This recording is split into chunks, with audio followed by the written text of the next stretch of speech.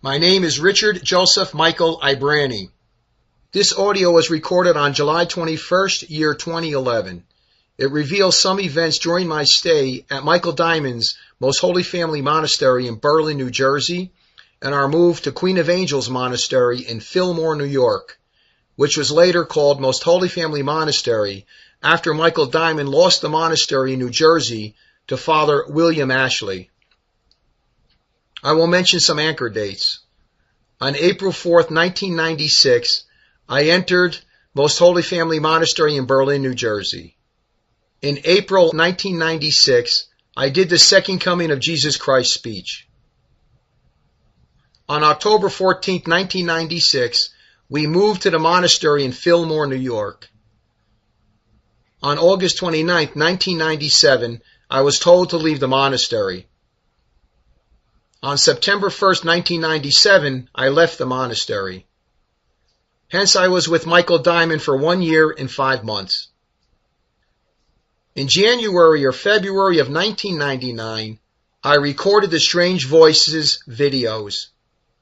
Thus, 1 year and 5 months later, after I left the monastery, I finally got out the information against apostate anti-pope John Paul II and the apostate Second Vatican Council.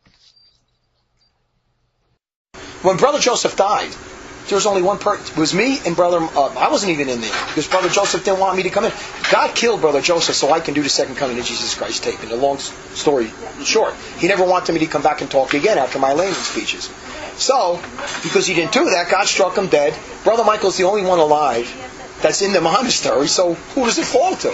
Him, Brother Thomas. But he's got the mind of a 12-year-old. He's an imbecile, in a real sense. Older guy, but simple. So, it fell to him. And it really should have fell to him. Really. I was defending him, of course. I was with him at that time. I was trying to defend him against Father Ashley. After I came in and did the Second Coming of Jesus Christ speech and I banned all the false apparitions, that people went nuts against Brother Michael. He thought he was going to be popular when I came in. It was the complete opposite. I went over that part already. So they didn't like us. They went to Father Ashley and said, I want you to come and put a lawsuit down against us and try to take the monastery away from Brother Michael. And so he did. And the people, the laymen got together and put a complaint and said he's stealing our money and all this. They pretended, they told all kinds of lies. Like Brother Joe, they thought it was the Catholic Church and it really was. It's sort of what the Hoyles are kind of doing. It does, even though Earth doesn't have a case, not really. He gave the donation. I still hope he wins because Diamonds are evil and are more dangerous than Hoyle. But that's another issue, however that turns out. But even if he wins, he could lose. It goes through a lot of extensive court case. But Father Ashley closed up all the bank accounts. Frozen. But Brother Joseph had all this money. $250,000 was up there. Maybe more. In the suitcase. And so Brother Michael grabbed it and said, we're going to all go upstate New York to the property. Let's get out of here. Eventually, that's when we went up to where he is now. And he spends his money like a spender. Yeah. A nice basketball court, though. If you converse, we can have some good basketball games up there. But anyway, he ran up that, and that's why I was telling Brother Joseph I knew I had the money, so I just need a little more money. But he had all these things lined up about what he was going to do, and all these different buildings. And I said, Brother Joseph, is that why you're not moving up there until you have this palace, this mansion, all these places? I says, go up there and live in a tent if you have to, but don't depend on donations. But he was saving all that money, and so that's how. Then they tried to they tried to close the bank accounts upstate New York on him, which they did. They even freezed those bank accounts. And so he had no bank. He was surviving off the cash. And they knew it. John Vanieri knew it. He used to be in the monastery before Brother Michael. And John Vanieri testified that they had this cash up there. Mm-hmm. But there was no real proof, kind of, And so the big thing was, we knew he had cash. We don't know how much. He was hiding in the upper room. That's what they're surviving on. Then they tried to go after the cash even. And what happened was, when this was going on, I was studying the court case, and I said, first, the layman said, it was based upon the fact that they've been giving donations all these years to this church that they thought was part of the Catholic Church, and now we realize Brother Joseph Natal was not under the local bishop. They all knew it. And first of all, I said, it's a donation. Once you give a donation, I don't see how you can ever ask for it back. Right. I don't. Yeah. I mean, that's Indian giving. Yeah, right. I mean, that's a donation. I don't see it. Yeah. I never saw it. I never thought we'd lose that case. And I said, this is stupid. That's what Sword Boyle's trying to do, kind of thing. Yeah. I said, and then Brother Michael goes and gets a Jewish lawyer. He comes back and he gets the most expensive lawyer, and he goes, he says, guess what? I got this Jew lawyer who's a lawyer to Bill Clinton. I went, oh no, in Philadelphia. I said, you got a Jewish lawyer who's also one of Bill Clinton's lawyers and he's a Jew. I went, we're dead. I said, why did you get that Jew lawyer? And he got it. And then I was studying. Then John Vanieri came out, and it was a big thing. I studied law, all the state laws and everything. I had the whole thing ready to go. Because John Vanieri came out. This is really what made me a sedevacantist completely. This converted me completely. This case used it to convert me because John Vanieri came out and said, we're going to prove that Brother Joseph Natal's church wasn't a Catholic church because he was not under his local bishop, who was the local Catholic bishop under the Pope in Rome. And he was not under him. And I went to Brother Michael and said, you know something? If he's going to hold that at least, then there was some, if he told him he was under a local bishop, I said, the only way we can counter out that argument is the sedevacantist position. Yes, Your Honor, that would be true if he was Catholic. But he's not Catholic. Canon Law 188 says he lost his office, so he's no longer a Catholic bishop, and we're not under his jurisdiction. We are a Catholic church. He's not sedevacante. You have to. You have to. And that was their big thrust. That was under their big arguments. And I saw an opening here. I said, Brother Michael, if we don't take the sedevacant position, we're dead. I told him, we may as well take these costumes off and go home. Right now. Because then we're fooling ourselves even. Because I had it up to here with that. I already knew about it. Keep telling people we're Benedict. We're not Benedicts. He's still not a Benedictine. He should have just called himself something else. But I was studying all the laws and I said, we got him. I said, I don't care even if we win the case. I want to go to court and testify on the sedevacant position against Father Ashley, because that's who I would have been going against. I wanted to get up there and Father said, your local bishop, I speak for the local bishop, here's a letter from him. He says, I do not recognize Brother Joseph Natal, Most Holy Family Monastery. They're not under my jurisdiction. And I would get up and testify, Your Honor, the reason we're not under his jurisdiction is because he has no jurisdiction, is because he has no office, is because he's a public heretic. And it would have been a religious Catholic issue, because that's what it was. They brought it in, and the judge was accepting it. So I was all ready, man. I was loving it. I had everything ready to go. Then he said, no, my lawyer said he doesn't want you testifying in the case.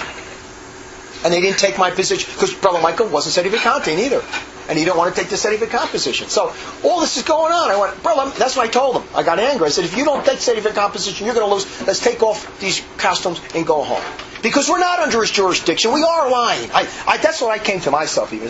You know what I used to tell the people? We recognize the Pope, but he doesn't recognize us. I think it's the other way around, isn't it? That's what we used to tell people. Well, I recognize the Pope, we're under the Holy Father, but he don't recognize us.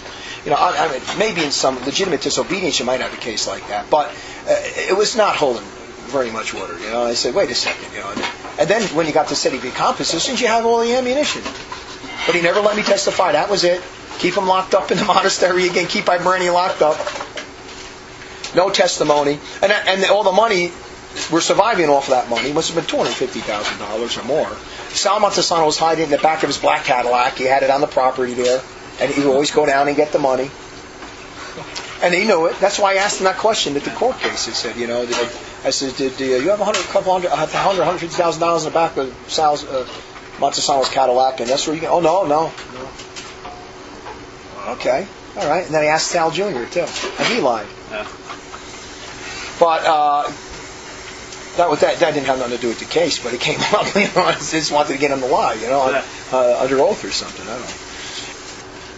Father Ashley case cost him quite a bit of money for that law. A lot of money. I don't know how much, boy, but it depleted him.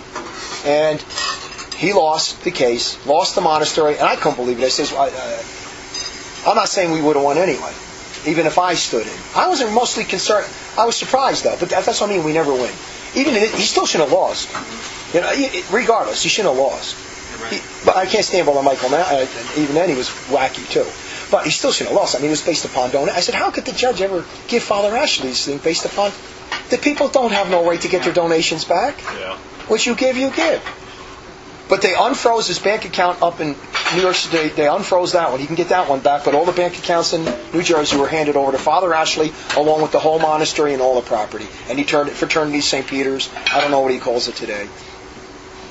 But there was another thing he didn't let me get involved in. I don't think even if I got involved we would have won. I'm not saying that. I wanted to go there just to defend the faith, and that's. But then I became firmly convinced. I said, we got to be sedevacantist. We're hypocrites. I can't. That's the answer. I can't lie to people. The answer is, he doesn't have that jurisdiction. He's not the Pope. And that's when enter the other battle of Sede Vacantes. Okay, Ibranyi, you can hold your opinion, Brother Richard, and I'll hold mine. And so we were telling people different things on the phone. And he's the superior. And they called up and said, did you know Brother Richard said that John Paul II was apostate anti-pope? Do you know that? Oh, did he tell you that? Well, no, I don't believe that. Nobody can do that. No one can make that. Well, you better tell Richard because he's telling people. That lasted for about less than a month. Then I went, I was wrong because it's not opinion. I was even wrong. I was in heresy. I said, it's not opinion. Then I said, no, that's not opinion. It's not open for you can believe what you want, I can believe what I progressed in this thing, you see. But the court case really kicked it in for me. John Veneri's one statement is what God used to completely convert me to Sede Vacantes of John Veneri's statement. He says, I'm going to prove in court that they're frauds because they say they're under the Pope and the local bishop, I have a letter from him right here, says they are not under his jurisdiction and they don't submit to him in anything. And then what are you going to do? You got to start come to some decisions. So that got me on the strong road to Sede Vacantes right away, convicted. And then we hanged out with the opinion thing, that's still heresy on my part, because it's not opinion. And then I said, wait, it ain't going to work. And this thing is an opinion. And then I got more vocal about it. And then he tried to silence me on that. I says, look, you don't obey a man you believe is the Pope, JP2. You're superior. You're my superior, and I will not obey you neither. And anything sinful, and I will not remain silent. And so the whole thing before he let me go. Then he lied when he tried. I don't know what he told, but that's why I did write about that. That's on RGMI, about what happened the day when he let me go. Brother Michael is all about fame. That is it. He wants to be famous in the worst way. He would get people on the phone, Malachi Martin's, anybody, to give him references. Brother Michael's Diamond is the best book I ever heard. Got to get his video. And he always tried to get them. And all these guys are on the phone saying, you better keep Ibranyi locked up because he's an anti-Semite or something. He goes against the Jews. He's a maniac. Pacify him.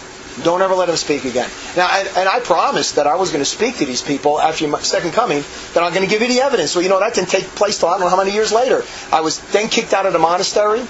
It was mutual anyway. And I was in hiding in New Jersey for a while, till I came out to New Mexico and made the Strange Voices tape. Yeah. He's got good questions. So what's stuff to answer? Plus, he's got questions made people want to know about these things. Yeah, I'm sure I got 1,000 more questions in there. It's just not right. Yeah, we'll have another thing at it. Oh, it is. Oh, man. I feel like I'm 1,000 years old, if anything. My eyes are bugging out. I feel like my guts have been blasted all over the place. Even today, we went through. I know. That's why I hate it. I know. That's why I hate what happened. I never win with these guys. Yeah. God has put him through some very unique and very complete and very precise, apropos trials. Yes. And, that's why I say my hope is that no one of you guys have to go through that. Others did, and we're not the only one. A lot of people have gone through it. I'm not the only one. But what I'm saying is, I don't want people to have to do what I did. I want them to come from point A right to Z. Yeah. Or very close. Like, I don't want you to have to find out yourself. You know what God was sort of telling me in the beginning? You said you're like a point man in a military company. You're the point man. Yeah. You're the one that's got to go first. You're going to get your head chopped. You're going to get smacked. You're going to get punched. And And I said, I don't mind, because that's why he was even now. It's a military combat. Right now, he's the Pope, the Cardinal, the Bishop, the Priest. What else? I know you say accurate theologian. With a lot of help too, Beardo. Well, it's true. Will. Obviously, to your credit, you came quick. That is it. Well, I was going to say, I had the same attitude as you. Like when I first met him, I was asking a lot of the same questions. Oh, really? Because when somebody makes you do. He's right. That's true. That's true. Who are you? That's right. Who are you? And then he asked me all these. He had me on the phone quite a few. But what you're saying now is important, because maybe that's why we're doing this. Yeah. I think it is very important in a way that we do have to finally say something about it. Even what happened to you, and the whole, get maybe a little more detail in it, because if it helps you, it's going to help other people. Right. Yeah. People first need to know the frauds of the diamonds, about and the whole thing of what's going on and how it goes on and what they do, what goes on up there, what really happened, what are they like, did this happen or did that happen, Even now there's enough stuff up there, but I think maybe even these other little details Because when I did the Fear of the Jew thing, I almost was going to get into more detail on it, but I got more into Gary Potter and the other guys. So maybe it is time to start just bringing it up. But to get these people to see get away from all this stuff. The ultimate thing, to me, is still, and that's where we've got to the Renaissance movement. And the only reason you can go back that far is once you do the right thing in God with His eyes. See, because the other thing is this: how many clown masters do you need to see? Yeah. I mean, how many do you need to see to finally give up and just say, "I like 1,001 clown masses"? How about 2,002 heresies of Benedict XV? The apostate Peter Dimond, his big claim to fame is, I read every one of Benedict Ratman's works. What kind of a brain does he have? Yeah. What's going around in his brain? You needed to read every one of his works? Everyone. Why? No. Everyone. Yeah. Every week he's got a heresy of the week. How many do I? And he's stuck like a broken record on this guy. And he's not going back to the Renaissance. He's not going back to the Renaissance, which is the root. And he's not living the life. He's not telling people how to be good Catholics. He's not demanding it from them. There's no pastoral care. There's no follow-up. There's no talking. There's no adjuration. There's no help. They're too busy sleeping during the day. Exactly. Yeah, right. Oh, yes. Oh, exactly. I mean, the Blessed Mother tells you at La Salette that Rome is going to be the seat of Antichrist. Amen. You're going to look at that a little carefully, aren't you? You're going to see, what does she mean by that exactly? And then you do a little homework and you find out, there's going to be a great apostasy. What's it going to look like? That's all the time. It's going to look like exactly what it is right now. It couldn't be any different. It has to be just the way it is right now. And now that you were bringing up the Dimond issue, I got another point I'll speak to. We got the mic on here. Hypocrisy of all hypocrisies. When I first went into the monastery, because I loved the Mass so much, even as a kid, I did. I believe. I wasn't in the church, never. Not as a kid even. I know that. I wanted to love God. God knew the motivation. But when I was in the monastery, we would have Mass every morning, 6 o'clock, I forget what time it was. And Father Clifford was there saying Mass. I'd be the altar boy. And I loved the Mass. So I was there every morning saying the Mass as his altar boy. Brother Michael Dimond would be sleeping. And he'd say, when it comes to Holy Communion, wake me up. I'd go in and wake him up for Holy Communion. He would come in, receive Holy Communion, and immediately go back to sleep again and leave the church. He did it every morning. Never attended Mass. And then he thought this guy was Catholic, though. You know what I mean? He doesn't love the Mass. Here's my point on this. I need to say this. Even a guy, Frank Conklin, would come down here. Who knew Father Feeney. He was one who used to, Frank Conklin, I think was his name. I might not be 100% right on the name. I let him in every morning because we let our guys we knew in. They can attend the Mass. He's a witness to what I'm saying. And other people. That Brother Michael never went to Mass. He would just receive communion and go back to bed. So every time it comes to communion, wake him up, he'd come in, receive Holy Communion, and go right back to bed. Never attend Mass. Finally, Father Clifford had it up to here with him. This is after Brother Joseph was gone even. It was just me and Brother Michael now in there. Because we were in there for a while before everything, the lawsuits and all that happened. A little bit, but enough. So I'm waking him up like that. And finally Father Clifford gets up one morning and he goes, I'm no longer giving you Holy Communion until you attend Mass. That was it. Goodbye, Father Clifford. Now, I didn't like Father Clifford for other reasons. He was a Marian priest, Gobiite. He had other reasons. I would have got rid of him for other reasons. I would have got rid of him for the right reason. He said this to Brother Michael, and his eyes raged. Walked out of the place, and right after Mass, called Father Clifford in. That's it. I want you out of here. Don't you ever talk to me like that. I'm the superior in here. Where are we? And then the priest, he got all panicked. He ran in front of the altar and kneeled down in front of me. Blessed Mother, help me. I want you out of here now. Now, I would have kicked him out for another reason. He kicked him out merely for the fact that he rebuked him for a right reason. Yeah, right. That you cannot. Now, here's Mr. Mass guy. Yeah. He's the one that tells you about you always got to go to Mass. Yeah. Even now he only goes in to receive. He tells you to leave. He don't love the Mass. My point on all this, he's a fat, stinking, demonic hypocrite. Yeah. And I had to do exorcisms to get him out of bed. He's so possessed by demons. Yeah. I did. He couldn't even get out to pray the night office. I had to go in there and do several exorcisms for about 15 minutes to get him out of bed so he can stay in office. These are all things that we're telling now, and that Mass thing was what a hypocrisy. And then Father Clifford, I didn't care that he left, because I would have kicked him out for my own reasons, but that was all the wrong reason. He had such jealousies in him. He had a little dog in there even. The dog's name was a little muddy dog. I liked him, though. I like all dogs. But he used to love me. He used to jump on my lap. I'd pet him. And he would get so jealous, Brother Michael, because the dog was always coming to me. And he would yell at the dog, get off his lap and come over here. And stay away from me. He would get angry. Oh, we had another kid get up there, this kid Marcus. Oh. That I need to schedule. Yeah. I think he's good too. Let me remind me that one. First, let's get to another guy. One day this kid remembered Marcus thing. No, you know Brother Anthony? Remember that. I'll tell you the Marcus thing. There's not one person that went to that monastery will not verify what I'm saying is 100% truth. The kid's a nutcase. Old as a shark. A nutcase. Slept all day. I followed never prayed the offices. Never followed the rule at all. I followed the whole rule when I was in there. I was really right to superior, really. I ran the whole place. I would take care of all the people that would come in. I would do all that kind of work. But whenever he got involved, he always muddled it up because he didn't care one bit about people. So this one guy, Brother Anthony, in Berlin, New Jersey, he wants to come into the monastery, a young kid, and he comes in, and Brother Michael lets him in, gives him a chance. And we're in there for about a day or two, and he comes up to me and he says, Brother Richard, Brother Michael hasn't given me any work to do, and I need a schedule. I need something to do. I said, Brother Michael, Brother Anthony needs a schedule. He needs some work to do, And he says, I'm the superior. I'll take care of that. I said, well, I thought I'd let you know. Another day, he comes by and he says, Brother Richard, I need work. He didn't tell you anything to do? He says, no. He says, I need a schedule. I said, well, look, our bookstore needs to be fixed. It needs to be organized. Come into the bookstore. And I brought him into the bookstore. I showed him how to fix up the bookstore, and I gave him some work. Brother Michael comes in and he goes, did you tell Brother Anthony to clean up the bookstore? I said, yes.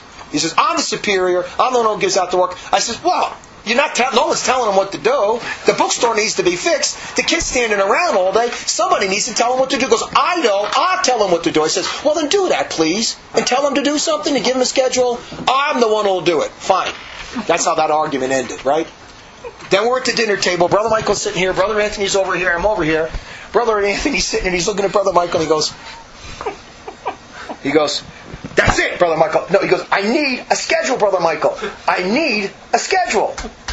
And then Brother Michael's like this, straight ahead with those shark eyes, and he doesn't talk to nobody. He doesn't talk. He doesn't even tell them anything. You don't even know what to get is a wacko. Then he's staring straight ahead. His eyes are always dilated. That's weird. I don't know. Somebody can tell you, it's always wide open. And he's staring straight ahead. Nothing. He goes, that's it. No, first he says, I need a schedule. I need a schedule. And he's staring like this. Nothing. And then Brother Anthony went, that's it. I'm out of here. I'm leaving. And that was the end of Brother Anthony. He's gone. Brother Anthony's gone. This kid Marcus Aurelian comes in. I forget his last name. I don't know if I have it right. He was going to either go to our place or to St. Benedict's in New Hampshire. He wanted thinking about joining. Ain't nobody joined up there very long, where we are anyway. I was the only one that would take them through the steps, and when they were in there anyway. So this kid Marcus comes in, and he's from Texas, and he wasn't a bad kid. I mean, he was very delicate. He had a special diet, and which is not too good for a monastery or anything. But that we wouldn't even get that far. We get in there to start first. I'm saying all their offices. Brother Michael usually only say the night office. Only one a day, or maybe two if you're fortunate. And then we would be in there chanting the Latin. And then both of us were chanting, and Marcus was there. So the next day Marcus comes up to me, and he says, you guys are massacring the Latin. I said, well, Marcus, I know. I don't know Latin. I need someone to teach me. And he says, well, I can teach you. I know how to pronounce. And he taught me. He's the one who taught me how to pronounce Latin, this kid Marcus. So he taught me. I thanked him. And then he went up and told Brother Michael, that was the end of it. That was it for him. He told Brother Michael he's mangling the Latin. He doesn't know how to speak the Latin. Brother Michael went nuts. I want him out of here. I want you out of here by tomorrow. I want you out of here on the first bus. He goes, I'm not supposed to leave till Monday. My bus leaves on Monday. They're expecting me up at New Hampshire, St. Benedict's on Monday. What happens if I leave now? I don't care. I'm going to call up the phone. I want you out on the first bus in the morning. Because that already got him, but he didn't do it right away after that, although that got him real angry. He yelled at him. He said, how dare you tell me how to pronounce the Latin? But the Sede compositions were coming up, and I was starting to present. But this was happening in the background. He was one of the guys I was presenting the teachings to. Anyway, I was getting ready to give him those teachings, and then Brother Michael pulled him out of the house after the Latin dispute, because he told Brother Michael he doesn't pronounce his Latin right, threw him into the other place, away from me. I had a package of Sede Vicant stuff to give him, because I wanted him to get it before we went to the St. Benedict there. I didn't want him to go there. And right in the morning, Brother Michael had him early morning getting ready, but I got over there real early in the morning, right before Brother Michael, and gave him the package. So he got the package. And he hustled this kid out in the most rude. So, right in the morning, get him out, drove him, you're out of here. And all because he told him he doesn't know how to pronounce his Latin. So full of pride. You ain't never. This kid deserves a beating. I should have myself. Look at the sins of omission I'm committing by listening to this dummy. But my way, what is I doing? I went, hey, I got a library here. He wasn't telling me what to do. I was telling him he couldn't run anybody. When he came to that, I had to run the other thing I'll tell you about, just which has to do with the when we're going through that court case on the Sede Vicant position. I was coming around to the Sede Vicant position. I had a dream. And the dream was, I was rebuking Brother Michael in the kitchen. I said, to whom much is given, much is expected. And if you don't speak up, if you commit sins of omission, then God will punish you and destroy you. And I was rebuking him really big in the kitchen. I woke up from the dream and I said, boy, is that going to really happen? Maybe, I don't know, I hope not. What's going to happen? Well, about a couple months later, not even maybe 2-3 months later, we were already brewing over the Sede Vicant stuff, position. And he knew I was reading the stuff from the library. So he got the stuff, took it away from my room, and he hid it back down in the basement again. He took it away. And he kept trying to hide it from me, the Sede Vicant teachings. And then he took something out of my room. I said, did you take this teaching on the Sede Vicant position, this book out here? Yeah. I says, look, Brother Michael. I said, to whom much is given, much is expected. And I really wasn't thinking about the dream till I was halfway through the thing, you know? To whom much is given, much is expected. You're committing sins of omission. This is a truth that you're hiding. And God's going to punish you. He's going to curse you. And His wrath is going to... And I went on the whole thing. And after I said that, he actually listened. He went down in the basement, got a whole box of stuff he was hiding on the Sede Vicant books, and he brought them up and he gave them to me. He did. He said, Brother Richard here. And he did. And I said, well, that's pretty good. You know? Maybe we're making some progress with this kid. A little bit.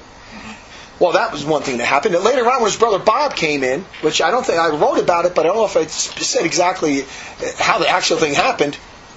When Bob Dimond came in, he converted by looking at my Second Coming of Jesus Christ video. He watched that video and he was like glued to it. And I can see it. It was converting him. And when I first met him, he seemed like a very good kid. He did, really. He surprises me the most, Peter Dimond, more than anybody. Really? The reason he became so cursed and even probably worse than his brother is because he conceded to his brother and not to me. He knew what I was saying was true, but he wanted to stay in the monastery. But when he first came in here, he really seemed to have some goodwill. He was a simple, completely different than he sounds now. He sounds like a whole different person, like he's a demon or something. A pride-filled demon. Well, when he came in anyway... he looked at that and he was coming to me a lot for teachings, and then his brother was sort of trying to keep him away from me as much as possible because I was holding the Sede Vicant position, and I would sort of get a little bit in edgewise, and he said, well, can you give me the books? Because he wanted to be a catechumen. And he said to his own brother, he says, well, can you give me the books? I need to learn about this. And every time he'd come up and visit, he would ask, can you give me the books on these positions? Sede Vicant positions and the traditional teachings and all the dogmas, especially on the Sede Vicant positions and all that. And he says, and then he came up once, and his brother's not giving him any books. He doesn't want him to learn these positions. So he comes up one time, and we're in the living room, and he comes up and says, Brother Michael, he says, I need to learn. I need to learn, or I'm not going to know what the Catholic faith is. I says, that's it. I says, Brother Michael, did you give him the books yet? No. I says, Bob, come over here. And Brother Michael is standing in the doorway, and he just froze. You know, because if he got my way, I would have bowled him over. I said, he just froze. I says, that's it. Bob, come over here. I says, get me a box. Get me that box. I got a box. I filled up all the Sede Vicant book teachings. I got him all the teachings. I said, open up the door and open your trunk. I went outside with him. He opened up his trunk, and I put the books in the trunk. He closed it. I says, now leave. And then Brother Michael just stood there like he was in shock. Didn't say a word. And that's when Bob Dimond came back and then believed the Sede Vicant position. And his brother was, whoa. He was then he was outnumbered now. Now his own brother is holding it. I held it. Pollock's were on the Pat Pollock and Bill Tucci were on the line. He got it like 3 ways. That's what it really did on one phone conversation. He was on the line with Pat Pollock and Bill Tucci talking about it. His own brother told him, hey, he can't be the Pope. I'm saying he can't be the Pope. And then all of a sudden, we're all 3 getting him. And then he's on the phone talking to the Pope. He says, that's it. I don't want to hear from none of you anymore. Nobody can make a declaration. Nobody can judge the Pope. And that was it. That was it for me. That's when the decision was that I'm gone. At that moment, because of that happened there. Yeah. And it was happening to Bob. And Bob kept fighting him a little, and then Bob left. I was left there alone. And then the axe was ready to come down on me. But that's not why he told me he was going to let me go. That wasn't the reason he used. But it was the day that happened. It was St. John the Baptist, the beheading of St. John the Baptist is when he told me that you got to leave and all that. But I knew something was up. Because he already told me that he said, that's it. And Brother Richard, you're restricted to your room. I don't want you talking to nobody anymore. And then nobody could talk to me for a while. That was a little bit, I knew something was brewing. The Montesanos would come up with their groceries and they couldn't talk to me. I understand if I deserved it, that's fine. But he's got me locked in the room and I can't talk to nobody. But then once I said, that's it, Sal. I said, this is over the study of accomplish. This is over dogmas. And he's wrong what he's doing. Oh, he told us we can't talk to you. Tom Mamel came in. I heard him talking in the background. So I knew something was up. And he said, he might be right. He could be right. I mean, didn't you, Brother Michael, give him another chance. The Montesanos were praying. They were all sad. They were all sick about what happened. They knew it was going to happen before he told me. Yeah. And I said, why? They were all fasting. What's going on here? And they were all sad. You can see it.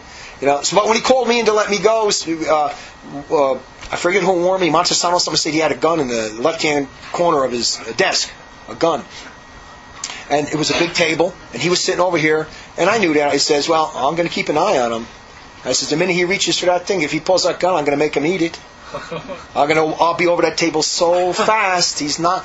I'm watching, but I says, I hope he doesn't do it. So we sit down there, and he's sitting over here, and I'm sitting over there, and he goes, well, Brother Richard, I think God is calling you more to go out and to preach and evangelize. This is more like a monastery, and we're like a seclusive, contemplative.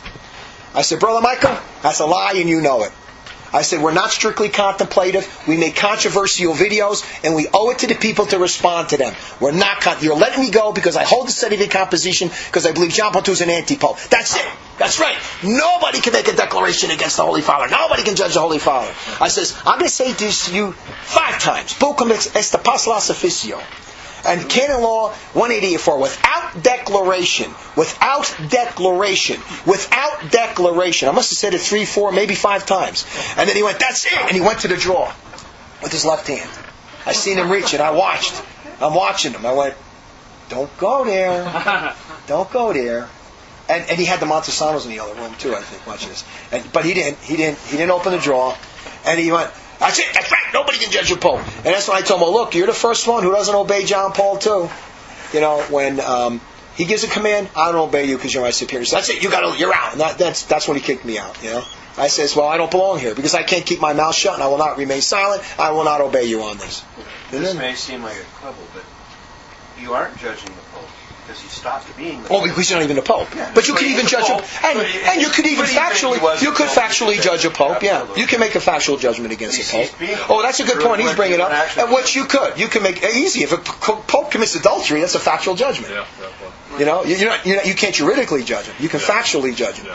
So anyway, without declaration, and he said, you're sending stuff in the mail behind my back. Yes, because I promised these people the teachings. And what do you hide? I told them, what are you hiding?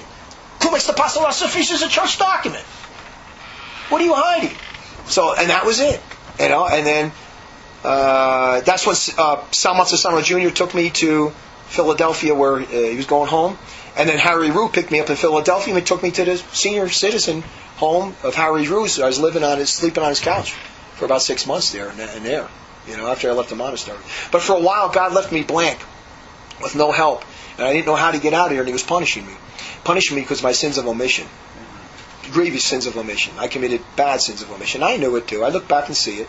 And God but He didn't let me high that way as bad with Rios, because I prepared a little bit. I did bad then too, but not as long. I was a little bit quicker. I planned a little more. I see how God deals with you. He'll always punish you when you do wrong, but not as bad if you make a quick recovery. It all depends on how quick you recover and how long you stay in a situation. You always get punished, but sometimes God, not as bad as if you make quick recoveries. But in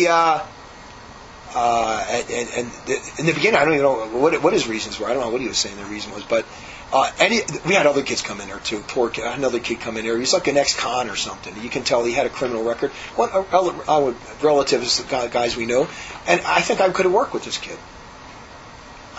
Brother Michael would not give him anything to do, and he ended up just sitting in a rocking chair all day, like this, because he didn't know what to do. And we'll give Montesano's kids, Anthony and Francis, named after St. Anthony and St. Francis.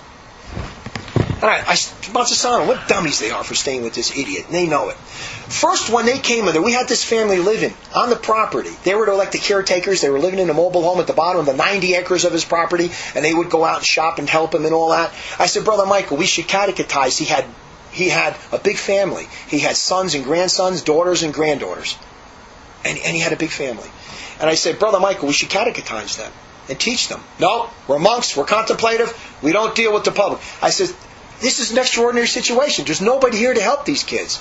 And not only that, I said, we had 90 acres of land with raspberries that you can pick and you can plant and do lawn. I says, why don't you let me at least deal with the kids, Anthony and Francis, and let them plant grass and pick raspberries and give them some work to do. No, I'm the superior. I'm the one who does that. I don't want to get involved with the laymen. We're contemplative. Leave them alone. And because they would come up and they asked them, they wanted to be taught. I said, boy, this is vicious. I said, they should be taught. Someone's got to teach them. Put the kids to work. We got 90 acres of land. He don't want them up there. He don't want them working on the land. He don't want them planting seeds. So once Brother Michael went away for about a week or two on one of his speeches, and he was the one who wanted to do all this, the famous guy. And I got a chance. I said, let me get Francis and Anthony up here to pick raspberries and plant. I said, and go over there and plant some seeds and plant some grass. So I got the kids doing some work. He came back and he said, who's that planted this thing? Did you put them to work? I don't want them up here working on the property. When I left, when he kicked me out that day, and I went down to the Montesanos who were at the bottom of the camp, and they were all sad. They were so sorry. And they went, well, Peter and Paul fought. I says, no, they didn't. Not like that. I said, not like we're fighting. Don't compare us to Peter and Paul. This kid's a monster. And then one says, well, Montesano's daughter said, well, Brother Michael, like he's introverted. Is that good? Well, introverted is not good. Contemplative is good, but introverted means some guy who's a weirdo, who's very antisocial, doesn't like people, and he's nasty. That's not good. And that's what Brother Michael is. So they're trying to say, well, you're just different and all that. And then I told the Montesanos, you know how many times I tried to get you people up here to catechize you and put your kids to work? He never wanted it. I says, I love you more than he does. This guy doesn't care about you. And they knew it. They felt so bad, And then they actually testified against me eventually after, because they're living on his property, So the kid is anybody that went up there will tell you. Yeah, right. Then, like the sleeping thing. Yeah. Sleep all day. They're like, and stay up all night. Yeah. And every time someone will call, you'd have to make an excuse for him. Yeah, right. Well, he's not available now. And the other thing that was really hard was, and I stopped. I couldn't lie for them anymore. It was too much. The other thing was the Benedictine thing. That got me. That bothered me. Benedictines. I went, every time I said, well, we're Benedictines, I forget what the reason I gave, because Brother Joseph or something. I think it was a dumb reason, and I knew it. And I said, I can't keep doing this. So one time I got so sick of saying it, because I knew I was lying. It just didn't make sense. Either, we're Benedictines because we followed a rule. Well, that don't make a Benedictine. Yeah. We're Benedictines because Brother Joseph said we're Benedictines. Because he was an Oblates of St. Jude before that. Then he just said, I'm going to be a Benedictine. Or I said, just because you call yourself a Benedictine, don't make a Benedictine. And I knew we were lying on all those excuses. So one guy called me up once. I said, you know what? I don't know why we're Benedictines. And I don't even know if we are Benedictines. I said, we probably should have just said we're started a new religious order because you're allowed to do that, and call ourselves something else, like Mary's Little Remnant or something.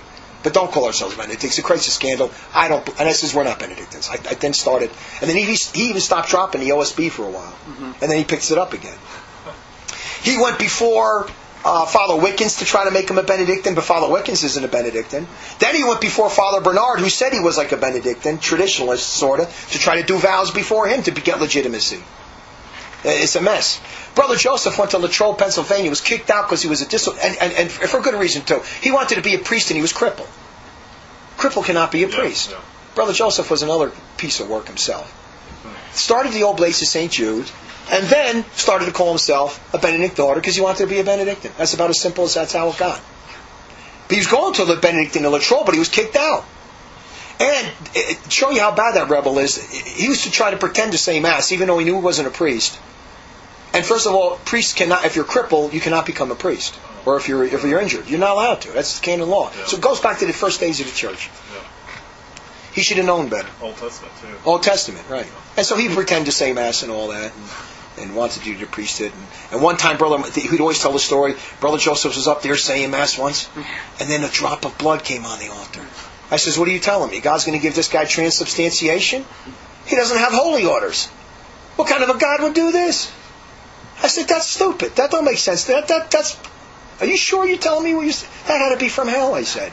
Yeah, God would never do that. That's another story he told me about Brother Joseph. Brother Joseph was supposed to be one of the witnesses. He's going to be the one that's going to be around for these final days. That's what he thought about. Yeah. And they said after he died, he told him he's going to come back or something, maybe. I don't know, something like, I'll be back, after he died.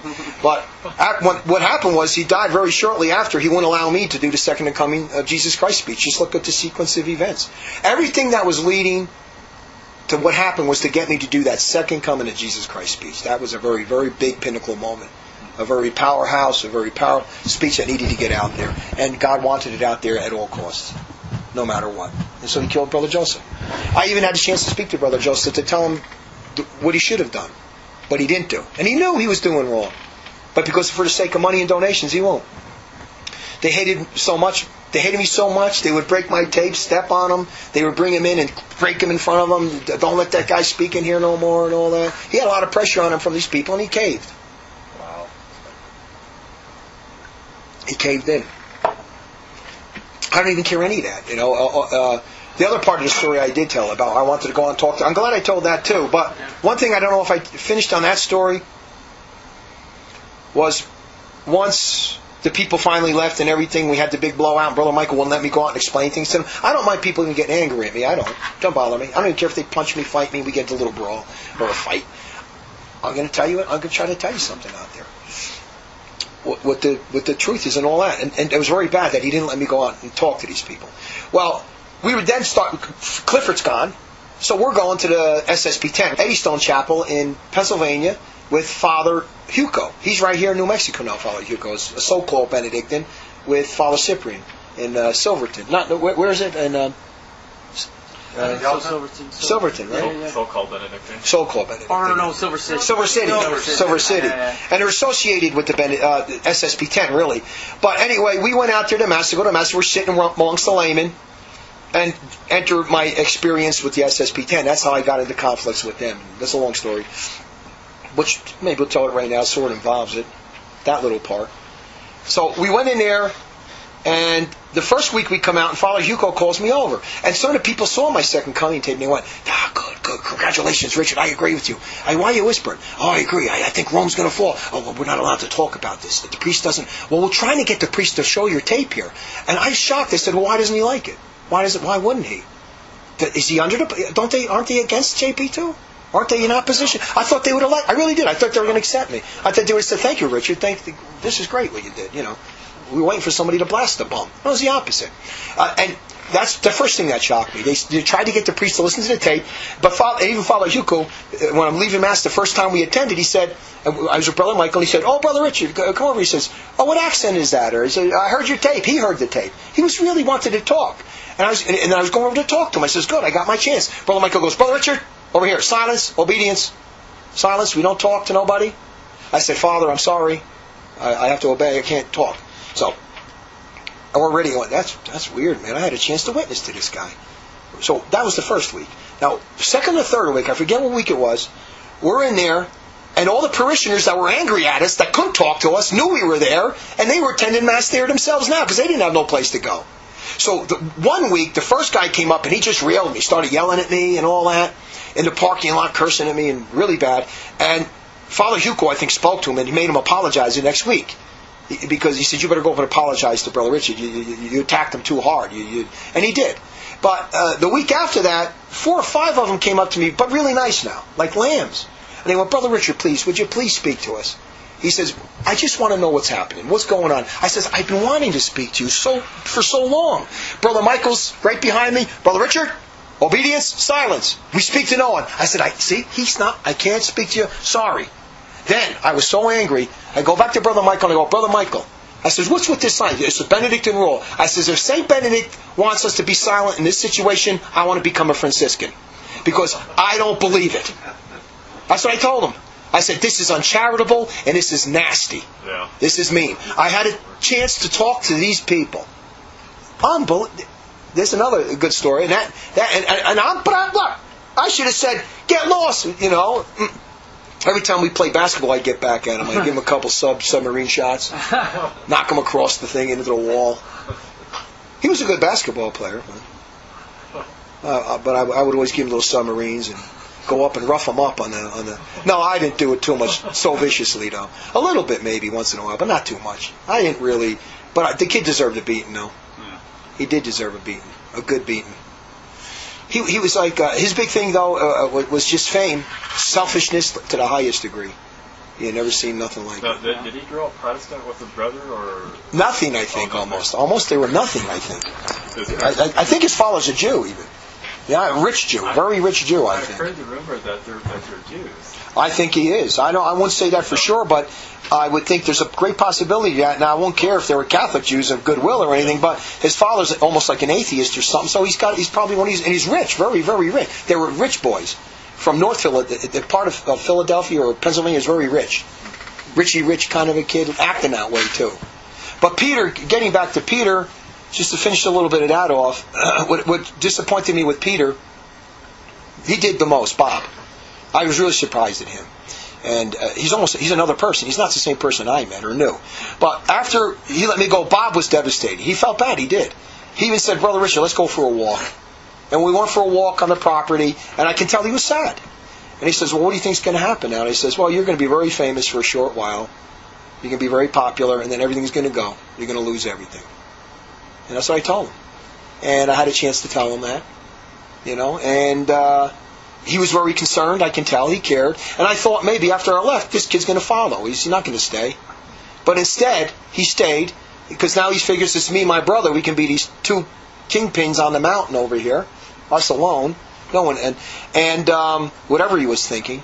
But he didn't take my side, and he knew I was right. And when that happens, you do 2 things. If you continue to take your brother's side, you have to justify the fact, make up things and say, well, Ibranyi had to really be evil. And then you start making things up. You justify yourself. And then God curses you. And he fell under such a curse, he became worse to me, even than his brother. A worse enemy. Because he's really the brains of the work. Brother Michael Dimond's an idiot. He's a parrot. Yeah. He really is. Peter Dimond is the brain. Peter Dimond is the brain. Brother Michael is a good parrot. He can parrot things out like a parrot. Even John Veneri said that about him, and John Veneri was right on that. Brother Michael Dimond is a parrot, and he is. He used to get up and give sermons verbatim. He can memorize too, Father Wathen's book and everything. He would use the words verbatim, and they never tell you he's reading from their books. And it sounds like he's saying it. But if ever you sat down and debated him or spoke to him, you'd see he's stupid. Yeah. His brother is the one that has the brains. He does. He's more dangerous. Peter's even more dangerous than now as a brother. And more full of pride, or if not equal. Because he became just like his brother. He both sound the same now. Yeah, I hear it in his voice. He's got a very cold, cutting voice. Well, they're vicious. They're vicious. And a bunch of spoiled rich kids, really. Sitting on the top of a mountain, acting like they're... really, it's the fame game. It always was. The other incident we'll get on record too was when Brother Michael was invited to go out to a charismatic conference. And, he's that way, believe me. Charismatic conference out in California, and it was all these charismatic freaks. And he comes up and he asks me, he says, Brother Richard, what do you think? Should I go? What do you mean, what do I think? I forget when this happened. I says, if you go out there, your name is dead amongst traditionalists. Ain't no one going to listen to you. You're a freak. You can't go out there. Why do you want to go out there? He says, well, I was just thinking maybe if I go out there, he says, if I go out there, I can maybe, at least after I'm done speaking about what they want me to speak about, I can sort of hand out cards or tell them about us. I says, it don't work that way. I says, the only way you can go out there is if you go out there, you can even tell a white lie if you want and say, I'll say this, but get up and tell the truth. Yeah. JP2 is an apostate antipope. He didn't believe that yet, but we believed he was a heretic. See, this is earlier on in. JP2 is a heretic. Vatican II is full of heresies. We believe in the salvation dogma. These charismatic apparitions are false. I said, if you do that, then you can go. You'll probably get stoned. Maybe it'll kill you even. There's the only way you can go out there. And he says, well, in the beginning he told me, he says, but they don't want you to go out there. They don't want, because you're too rough or too. He says, but maybe I can go out there and like smooth them over a little bit, and what they want to hear, and then sort of just give them stuff afterwards. You see, that's his way of thinking. Yeah. I said, that's a sin of omission. You be a partner in their crime. You cannot do it. You have to get up and tell the full position, or don't go at all. Jews too. Too hard against the Jews and all that. So this happened several times. So he eventually didn't go, but he was always angry at me for it. Always angry because he wanted to go so bad. It was all these famous charismatics too. The other thing happened like that. The Jew thing, I got him to talk. I said, Dad, I don't know if did I mention that? I don't know if I ever mentioned that. On the fear of the Jews, did I say Brother Michael finally spoke about the Jews? I think I spoke about that on here. But there was another incident like the one I just said there, where he was in. Even after I left the monastery, now I'm in New Jersey in the rooming house. This nun from Florida who was Father Fulham, she knew Father Fulham, or I don't know, Sister Michael, Ron knows her. And she knew all these traditionalists, and she was sedevacantist. And she called me first and said, I want you to come down, Brother Richard, and speak on the sedevacant position. I said, fine. But I know she was with Kelly, Bishop Kelly, SSP 5. And I said, fine, but I got to also talk about the dogma. Salvation dogma. Oh, no. We differ on that. We disagree on it. No, that's heresy. Then you're a heretic. I says, if you're holding Bishop Kelly, that's heresy. If I come down there, I can't just talk about what you... They always do that. Jerry does that. Don't talk about this because we don't believe in it. Just talk about Mary now, about the Immaculate Conception or something. Don't talk about sedevacantism or the dogma. So I said, if I go down there, I got to talk about the sedevacant position, and outside the church is now salvation. I got to talk about the dogma, or I commit a sin or omission. All right, don't come down. So we talk about Kelly. I said Kelly's a heretic on his point, and he's a hypocrite on Father Feeney. He said Father Feeney was excommunicated for heresy, and that's a lie.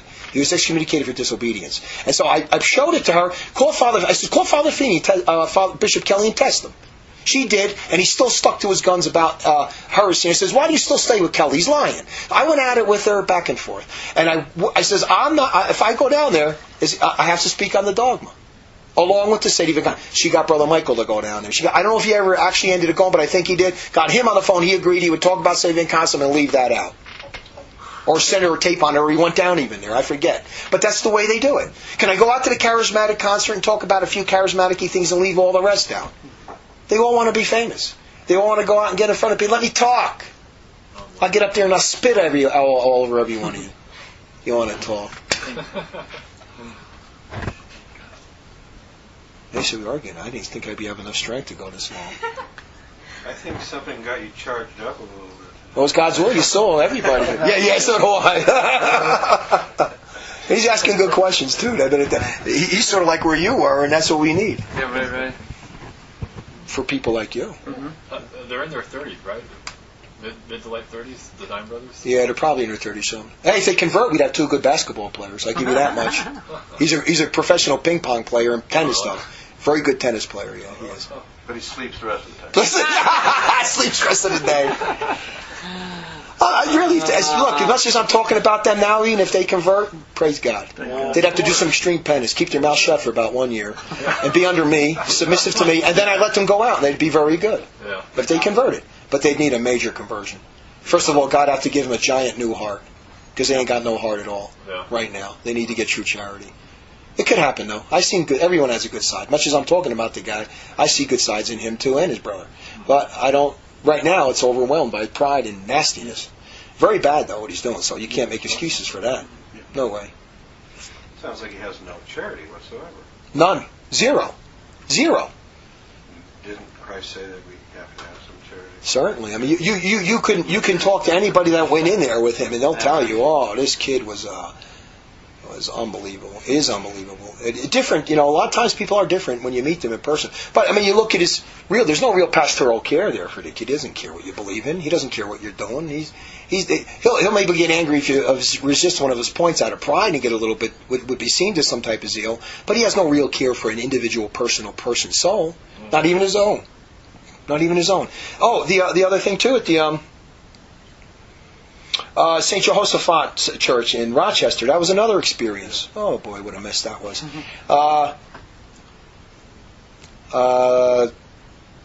We went there, and eventually his thing was too, it was to go there as late as possible, as typical, and then almost for communion and leave. It was weird. And then he would go to confession after Mass. Yeah, right. I never heard of anybody that did that. And he would receive communion. Yeah. And he would receive communion. I know. But the priest, so-called, after Mass he would go to confession. He received too. That's the opposite way. It's weird. And if it's a venial sin, that's pride. Don't bother the priest. You know what I mean? If it's a mortal sin, I think he did it the wrong way around. Yeah. And anyway, the kid is a weirdo. He's a freak. Yeah, he is. Anyway, the 1 week I got a chance to, the Orthodox, whatever, they were Uniae, so-called Catholic under the Pope, but they were heretics, wanted to talk to me.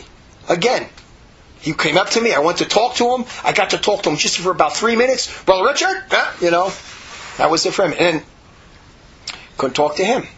But that whole situation there was another, it was a beautiful Mass, but they were heretics. Everyone. What does he do when he goes in there? He goes in and he leaves. That's when I wrote things. I said, look, there's real live people in there. You can just open your mouth and talk to them what they believe in. The minute you find out they're all believing in heresy, then that's what Peter Dimond was trying to say. It's a Catholic Church. Yeah, First of all, he's telling people don't give it donations. Yeah, he's right. running in and running out. Yeah. Well, if it's a Catholic Church and you say don't give donations, that's heresy. Or don't give tithes. What's wrong with you? That's heresy. If the priest is a heretic, the people are heretics, but the church is a Catholic church. I wrote sufficiently well enough on that. Peter Dimond's a big idiot too, full of pride. How many times did I tell him the answers about the obligation to profess faith and sins of omission? He kept denying that. He wouldn't even address it. But the way I looked at this, I was always putting obstacles of people who always wanted to interrupt my mission. It's always somebody's trying to put their 2 cents in and shut me up, push me off to the side. Discredit me, character assassinate, step in and take the place maybe of the big shot. I don't know what it is. And all I'm trying to do is go out there and tell the truth. But the Dimond brothers are uniquely, out of a lot of the people I've seen, they got an immense amount of uncharity and pride. Very, very bad. Other ones have other problems too. They're very sick individuals. If you ever met them. A particular interest in countering anything that you do. Oh yes, it's the devil. You know what's amazing? They probably became one of my worst enemies. Probably of people that were coming close to the truth. But I say enemy. Maybe we're doing this tape to help some other people. I never read that. I don't know about that other guy. Even what's his name? Landry guy.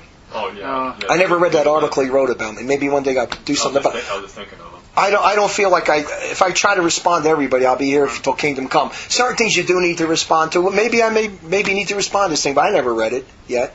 But I don't respond to the other stuff he put on there because goodwill people are going to want somebody convicted. So he's a wimp, as I say. He truly is. Doesn't believe in any real punishments or people being justly killed or infants and all that. The guy's a wimp. Yeah. The Dimonds are a wimp. Everything they believe in is a wimp. How's God ever going to save the church with people like that? And they deny all kinds of dogmas because of it. But the Brother Michael thing, as I said to people right from the beginning, it wasn't money. He's not greedy for money. It's fame.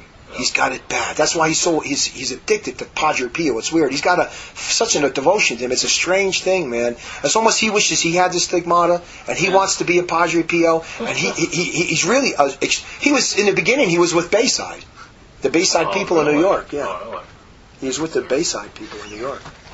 Oh, Rochester. He used to go to the Rochester, New York priest too, and I did too.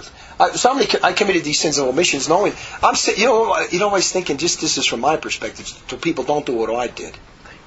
In other words, I don't know where else I can go. This is the closest to the truth. All I know is he's wacky. He doesn't bother me. I followed the whole rule of St. Benedict. I did. I read all the books. I got to read, I got to write, I did. That whole book of evidence, I left it there for Bob Dimond, even though I knew I was angry at them. I left everything I wrote up there. That's why he copied a lot of stuff. I don't care if people copy my stuff if they do it right, or even if they get a few good things.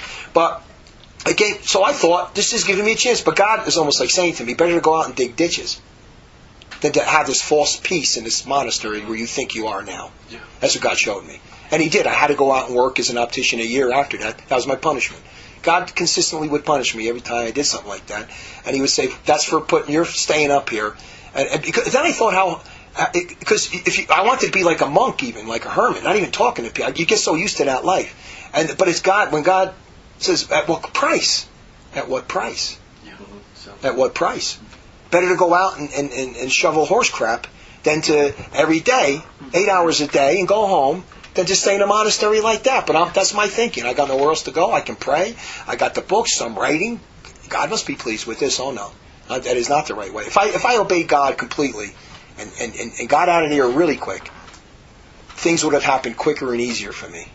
They would have. I'm just warning people, don't fool yourself and thinking, well, at least I got the books. Where else would I have gotten them? Believe me, you would have gotten a lot better in a lot different way. You don't need to commit sin. It's an obstacle. Thank God I got out of it. But those are the excuses you make for yourself. That's what I was doing. I said I got nowhere else to go. I love the religious life. I can pray up here. I can study, and I didn't like the world. And then when I left the monastery and I was left, I felt like a fish out of water. I really did. On the way back, I felt like, oh man, I felt like a fish out of water. Yeah. So I can explain. I got to go back in this world again. But then after I started doing it, even then, like I am now, I said, thank God.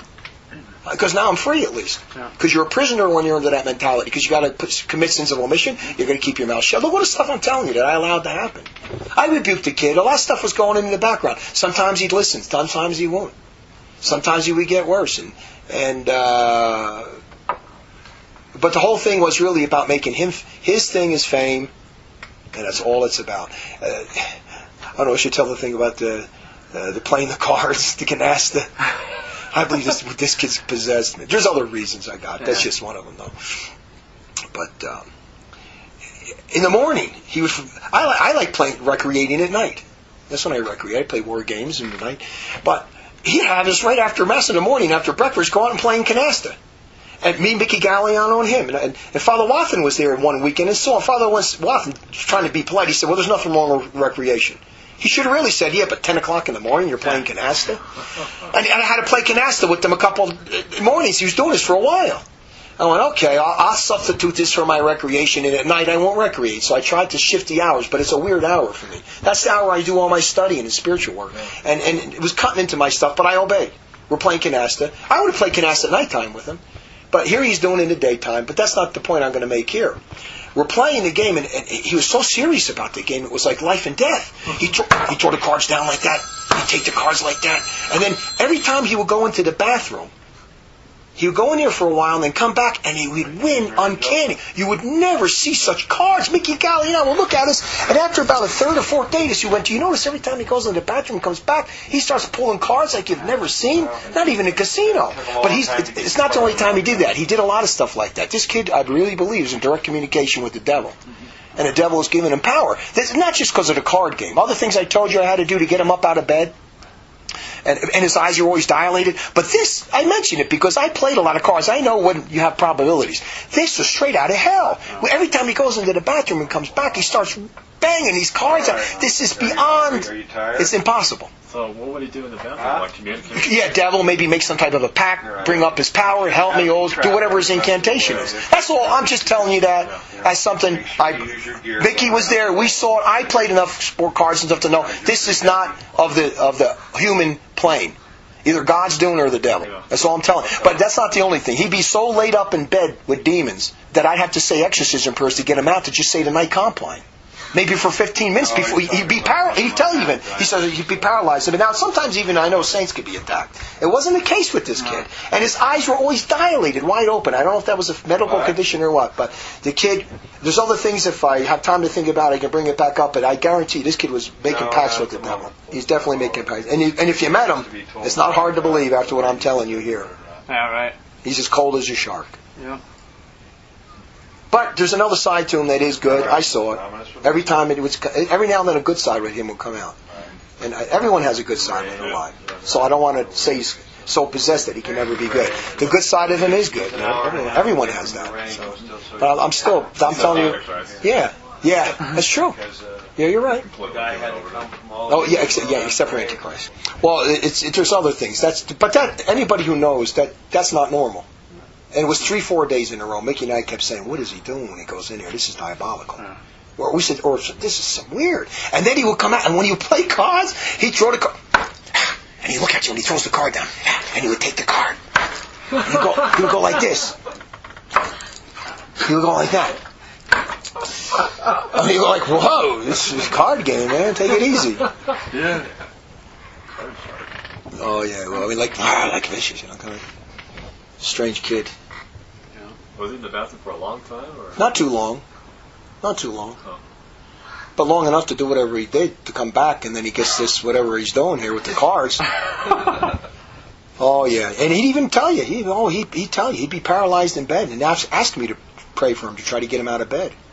But he thought it was Padre Pio. He's being persecuted. You know, the Job thing. Yeah, right. Now sometimes it is the Job thing, but with him, believe me, it wasn't. Yeah, right. It was straight out of hell. Yeah.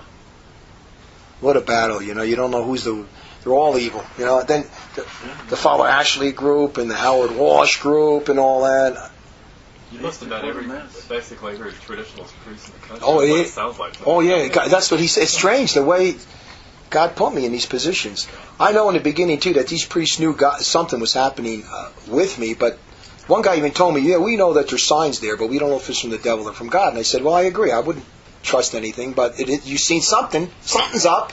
Something's happening." Because they were paying attention. God was giving some type of signs. You know, even my mother said at one time that you're going to have some type of mission or something you're going to be called to do. And I think even some of these younger priests must have known it. I don't know everything that's going on in the background, but I know when God first called me and all hell broke loose. That's another story. We'll be here for 10 years on that one. That does require another telling. You know what I mean? That one.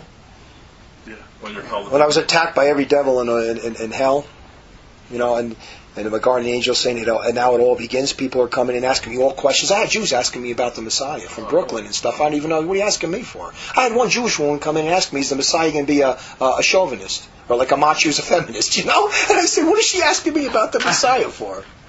Jews coming in and asking me questions from Brooklyn. I mean, what did they know? You know, I don't know. There's a lot of stuff that was going on. I didn't even know. I don't even know.